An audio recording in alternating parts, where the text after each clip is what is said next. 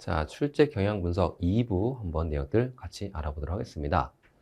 자, 2부는 재무 분석에 대한 부분이죠. 재무 분석에 대한 부분들, 그러니까 뭐 비율 분석, 이게 대표적이죠.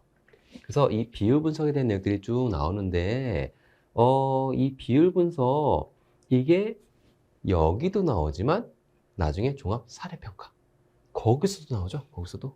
그래서 뭐 요 비율 분석 쪽도 당연히 좀 중요하게 생각하셔야 되는 부분이 될 수가 있고요. 그 비율 분석, 이 2부에서 여기서 나온 이 재무 분석 쪽에서 나온 비율 분석은요. 일단 기본적인 비율 당연히 알아주셔야 되는 거고, 여기서는 내역들이 조금 복합적으로 물어보는 문제들이 많이 나오죠. 그러니까 예를 들어 가지고 단순하게 유동비율이 얼마입니까? 유동비율 계산하세요. 이런 문제는 종합 사례평가에서 나오죠. 사례평가. 그러니까 그것도 당연히 알아야 되는 거고, 그 다음에 이쪽에서는 이 유동비율을 증가시키는 거래가 무엇이냐, 아니면은 자산과 부채가 과대 계산됐다, 아니면 분식을 해가지고 이게 올라갔었다. 그때 이게 비율에 어떤 영향을 미치는 건지, 이런 부분들이라든지 조금 더 복잡하게 나오죠. 단순하게 나오는 문제가 아니고요.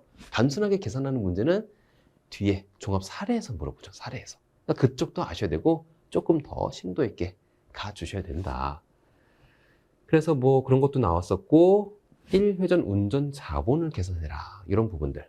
그리고 EB에 비다, 이런 것들도 물어보는 문제가 나왔었습니다. 그리고 요번에 레버리지 분석이 좀 많이 나왔어요. 레버리지 분석. 그래서 뭐 영업 레버리지, 재무 레버리지, 이런 것들을 이용한 뭐 여러 가지 내역들, 그리고 이익 변화에 대한 금액 같은 것들, 이런 것들도 물어봤었고요. 그리고 요번에 그 현금 흐름 이자 보상 비율을 물어보는 문제가 좀 나왔었죠. 저희 교재에 당연히 실려 있고요. 이런 문제도 나왔었고, 그래서 뭐 기본적으로 당연히 재무 분석할 때 기본 비율 당연히 아셔야 됩니다. 당연히 아셔야 되고, 그런 다음에 얘네들은 조금 더 심도 있게 좀 봐주실 필요가 있을 것 같아요.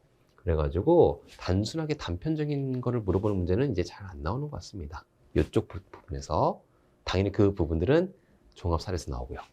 그리고 조금 더 심도 있게 생각해 볼 필요가 있다. 그래서 단순하게 유동비율 얼마, 이게 아니고 유동비율은 이런 거고, 요 산식에 대한 내역들도 이해해 주셔야 되는 거죠.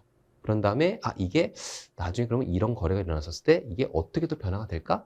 당연히 산식을 알고 그 비율이 뭘 의미하는지를 아시면은 당연히 그런 것도 접근이 될 수 있겠지만, 그런 거 아니고 단순하게 이거는 뭐고, 유동비율은 뭐, 유동자산을 유동부채로 나눴고, 요것만 딱 알고 계시면은 당황할 수 있을 것 같더라. 그래서 그런 정도로 나오고 있다. 자, 당연히 그래도 기본 비율 암기해 주셔야 된다. 그리고 간혹 아주 복잡한 그런 내역들은 그 산식을 주는 경우도 있습니다. 특히나 종합 사례에서는 아예 계산 산식을 주는 경우도 있어요. 근데 그런 거는 당연히 좀 친절을 베푼 거라고 생각하고요. 뭐 그거를 안 줘도 사실은 풀 수 있어야 됩니다. 안 줘도 풀 수 있어야 된다. 일단은 기본적인 비율은 당연히 알고 계셔야 된다. 자, 그리고요, 현금 흐름 분석 쪽. 자, 요쪽 부분들, 현금 흐름표도 좀 많이 어려워들 하시죠. 어려워들 하시는데, 일단 기본적인 내역들, 영업활동, 투자활동, 재무활동에 대한 내역들을 구분하는 뭐 기본적인 이런 문제. 그리고 현금 흐름 분석, 그리고 현금 흐름표, 그리고 현금 수지 분석표, 요거를 비교하는 문제 같은 것들, 현금 수지 분석표가 좀 많이 나왔었죠. 그거 좀 많이 나왔었어요. 많이 나왔었고, 자금에 대한 부분도 물어보는 문제가 나왔었습니다. 자, 그리고 뭐 계산 문제 같은 경우에 간접법이 안 나왔어요. 간접법 계산 문제가 안 나왔고, 다 직접법 계산 문제가 나왔습니다. 직접법 계산할 때 당연히 뭐 매출에 대한 부분들, 매입에 대한 부분들, 뭐 이자에 대한 부분들, 아니면 유형자산을 취득하고 차입금에 대한 부분들, 이런 부분들. 그러니까 직접법을 하나 다 물어보더라고요. 다 물어보고 계산 문제 다 직접법이 나왔었습니다. 간접법은 나오지가 않았어요. 그러니까 요번에만 이렇다는 소리예요. 다음번에도 간접법 나올 수 있긴 합니다. 근데 봤었을 때 직접법의 비중을 조금 더 높이는 게 낫지 않겠냐라고 좀 생각을 했었습니다. 그래서 뭐 간접법도 당연히 좀 아시긴 하셔야 되고요. 그리고 연습 계산하실 때 직접법을 하나하나 항목별로 다 조금 다뤄주실 필요가 있다. 그렇게 생각을 했습니다. 그리고요, 주석 공지사항. 요거 저희 맨날 강조 드리죠. 주석 공시사항들, 즉 다시 말하면 비현금 교환 거래, 그러니까 유동성 대체라든지 현물 출자, 주식 배당 같은 것들, 이런 부분들 물어보는 문제가 거의 출제가 되는 것 같습니다. 거의. 그래서 이번에도 마찬가지로 주석 공시사항이 뭔지, 그러니까 이 내역들이 뭔지에 대한 것들 뭐 하나하나 다 아시면 좋지만 뭐 그건 아니더라도 요런 내역들이 주석 공시되는 사항들이구나. 그러니까 현금이 왔다 갔다 하지 않으면서 그런 내역들이 교환거래로서 나오는 것들. 요거는 주석으로 공시가 돼야 된다. 요 내역 정도는 알고 계셔야 되겠죠. 이런 문제 항상 나오는 것 같습니다. 요번에도 역시나 출제가 됐고요. 자, 그 다음에 시장 환경 분석 쪽. 이쪽 보시면은요, 이쪽이 가장 답이 없죠. 가장 답이 없고, 광범위하고, 어디서 뭐가 나올지도 모르겠고, 양도 너무 많고. 그래서 이쪽 부분들은 결국 뭐 선택과 집중이다라고 말씀을 드렸는데, 뭐 그래도 많이 나오는 것들이 있죠. 그 많이 나오는 것들 위주로 한번 좀 가볍게, 조금 넓게, 가볍게 넓게, 약간 전반적으로 그런 부분들을 좀 많이 물어보는 문제들이 나오죠. 그래서 일단은 뭐 거실 경제에 대한 경기 분석 쪽, 이쪽에서 뭐 깊게 물어보는 문제 나올 수가 없어요. 양도 너무 많은데. 그래서 깊이 있는 내용보다는 거의 또 많이 나오는 부분들도 있으니까 그 핵심 위주로 출제가 되고 있다. 그래서 뭐 환율 상승에 따른 그런 영향 같은 것들이라든지 경기와 금융에 대한 내용들, 그리고 경기 국면 같은 것들 뭐 맨날 나오죠. 그래서 뭐 그런 것들도 나오고, 그 다음에 이제 경영학 쪽, 그러니까 산업 분석 쪽과 경영 진단 쪽, 뭐 한 6, 7문제 정도 뭐 항상 나오는 그런 부분에서 좀 출제가 됐었죠. 그래서 뭐 요번에 철강 산업을 물어보더라고요. 철강 산업에 대한 특징 같은 것들. 그리고 BCG 매트릭스. 그다음에 이번에 뭐 탑다운 방식. 요거 맨날 저희 말씀드리는 거죠. 탑다운 방식으로 가는 거. 이런 내용들도 나왔었고, 그다음에 PEST 분석, 그리고 스왓 이런 것들. 뭐 좀 많이 나오는 부분들 위주로 역시나 나왔었고, 그다음에 이번에는 이제 철강 산업 쪽을 물어보는 문제가 하나 나왔었죠. 그리고 결국 이쪽이 너무 광범위하다 보니까 모든 걸 다 대비할 수는 없어요. 모든 걸 다 대비할 수는 없고, 한 3, 4문제 정도는 좀 중요하지 않다라고 생각되는 부분도 나오긴 했었지만, 그거 내가 야 이거 안 봤었는데 그리고 당황해가지고 막 그럴 필요가 없는 게, 그냥 이건 내가 잘 모르는 부분이긴 하지만 그 문제를 잘 읽어보고 이거 이런 거 아닌가? 상식선에서 내 건전한 상식을 이용해가지고 충분히 풀 수 있지 않았었을까? 그래서 상식선에서 풀 수 있는 문제. 그러니까 결국 다 모든 걸 다 대비할 수는 없어요. 특히나 이쪽 부분은 너무 양이 많다 보니까 다 대비할 수는 없고, 뭐가 있는지 좀 훑어는 보되 많이 나오는 거 위주로 조금 체크해서 좀 보시고, 그런 다음에 설령 내가 대비 안 했다, 안 한 부분들이 나왔다 하더라도 그냥 내 상식을 이용해가지고 쭉 하면은 뭐 어느 정도는 접근이 되지 않을까. 그래서 너무 뭐 깊게 파고 들어갈 필요도 없고요. 전반적으로 쭉 넓게 뿌리고 가되 그래도 많이 나오는 거 위주로 막판에는 좀 정리를 하실 필요는 있다. 그렇게 생각하시면 될 것 같습니다. 자, 그 다음에 종합신용평가. 이쪽 부분은 결국 전체에 대한 걸 다 물어보는 거죠. 전체. 그래서 그 전반적인 내용들, 저희 1부, 2부에서 쭉 공부했던 내용들을 바탕으로 사례죠. 케이스. 그래서 자료를 보니까 재무정보와 비재무정보가 한 16페이지 정도 나왔었던 것 같아요. 그 정도 나왔고, 한 29문제가 쭉 이제 별도의 문제지로 이제 나오죠. 나온 다음에, 뭐, 양은 뭐, 충분히 이 정도 뭐 접근할 수 있는 양 정도였었던 것 같아요. 그리고 뭐, 기본적으로 이게 사업보고서에 대한 내용들도 좀 요약을 하고, 재무정보 당연히 들어있고, 그래서 그 사업보고서에서 나왔던 내용들 바탕으로 한 풀어야 되는 문제가 한 3, 4문제 정도가 있었던 것 같아요. 그리고 나머지는 뭐 비율 분석부터 해가지고 쭉 내용들 나왔었던 것 같고요. 그 다음에 재무와 비재무 자료, 주요 분량 같은 것들, 재무지표와 핵심 주석 이런 거 몇 가지가 있었었고, 사업보고서의 일부분이 있었었다. 현황 자료죠, 현황 자료. 요거 한 3, 4페이지 정도? 요거 이용해서 충분히 풀 수 있을. 그러니까 딱 이거는 공부를 안 해도 그냥 자료가 있어요. 있는 거 보고 같이 그냥 이거 맞네 틀리네 그냥 하면 되는 겁니다. 그래서 조금 이거는 충분히 풀 수 있는 정도가 나왔었던 것 같습니다.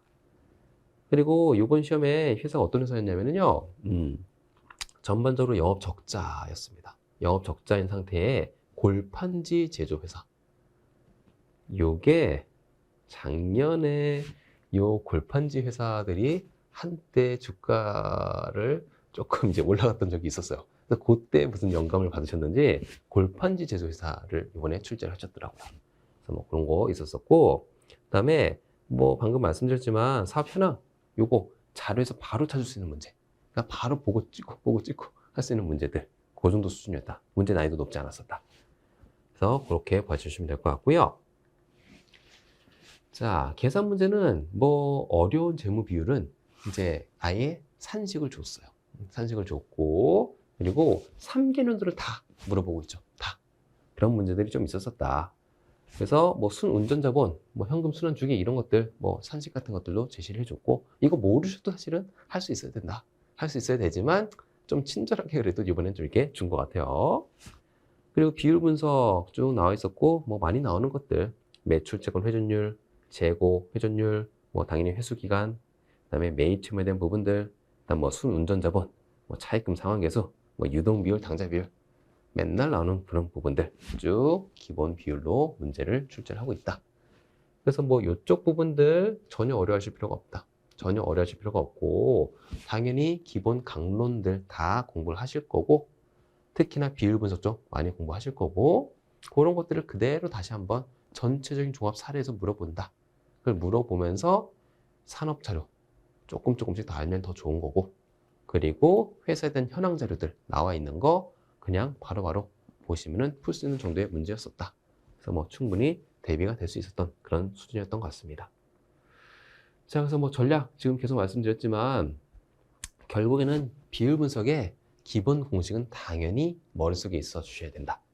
그러니까 이번에야 좀 복잡한 공식을 줬었지만 안 주면 어떡해요? 안 준다고 이거 왜 안 줍니까? 이럴 수 있는 거 아니잖아요. 기본 공식. 그리고 뭐 유동비율 이런 건 당연히 안 줘요. 유동비율, 부채비율 이런 건 당연히 안 줍니다. 매출채권 회전율 당연히 안 줘요. 안 주고 머릿속에 당연히 있어야 되는 거고요.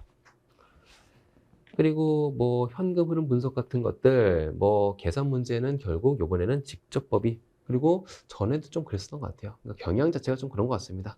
그렇다고 간접법이 안 나오느냐? 그렇게는 말씀드릴 수 없지만 좀 직접법이 좀 많이 출제가 되고 있다. 계산 문제.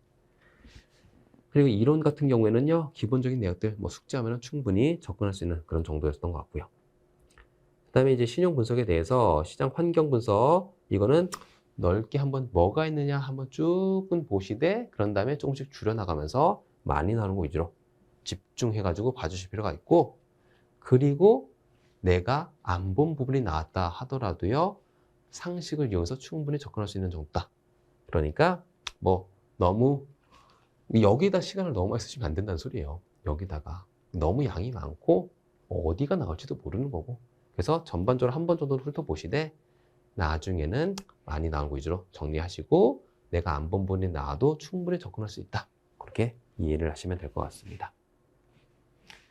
자, 그 다음에 종합신용평가, 여기 당연히 재무 분석 쪽, 요쪽 대비를 하시면은 요쪽도 당연히 대비가 된다.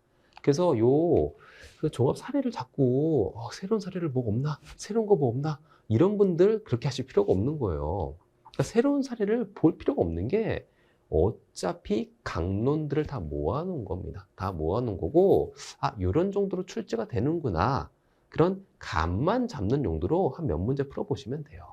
그리고 강론을 더 신경 쓰셔야 되는 겁니다. 강론을. 그래서 결국 이 비율 분석 쪽 신경 쓰시면은 이쪽도 당연히 대비가 되는 거고요. 그리고 뭐 현금 흐름 쪽도 좀 물어볼 수 있고, 그래서 뭐 전반적인 내용들을 다 집대성에서 물어보는 부분이다. 그래서 문제 한 몇 문제 정도 좀 연습하는 차원에서 풀어보시면 되고, 강론에 더 집중하시면 당연히 대비가 된다. 그렇게 보시면 될 것 같습니다. 그리고 뭐 주석 같은 것들, 그리고 사업 보고서에 대한 내용들, 그런 것들도 나오니까 그런 것들은 뭐 좀 많이 공부하시면 더 좋은데, 그런 거는 뭐 자료가 당연히 있으니까 보시고 그냥 그대로 해석하시면 된다. 이렇게 대합하시면 충분히 좋은 점수를 얻지 않을까라고 생각을 합니다. 자, 그래서 이렇게 해가지고 일단 출제 경향 분석들 한번 쭉 알아보셨고요. 뭐 전반적으로 느낌을 좀 달아보면은, 뭐 뭐 저희 자랑은 아니지만 저희 자랑이죠. 자랑인데 저희 쪽 상당히 준비를 잘하고 있다. 저희 쪽 준비 잘하고 있고 저희 쪽에 대한 내역들 정도만 뭐 숙지를 하시면은 그러니까 저희가 이제 맨날 강조드리는 부분들 그리고 저희 문제집 이런 것들 보시면은 충분히 합격할 수 있지 않을까라고 생각을 합니다. 그래서 일단 저희 준비 많이 하고 있고 뭐 저희들도 당연히 계속 이런 나오는 부분들 계속 업데이트를 하고 있고요. 그래서 저희 쪽을 믿고 따라오시면 충분히 합격할 수 있다라고 말씀을 드리겠습니다. 자, 고생하셨습니다.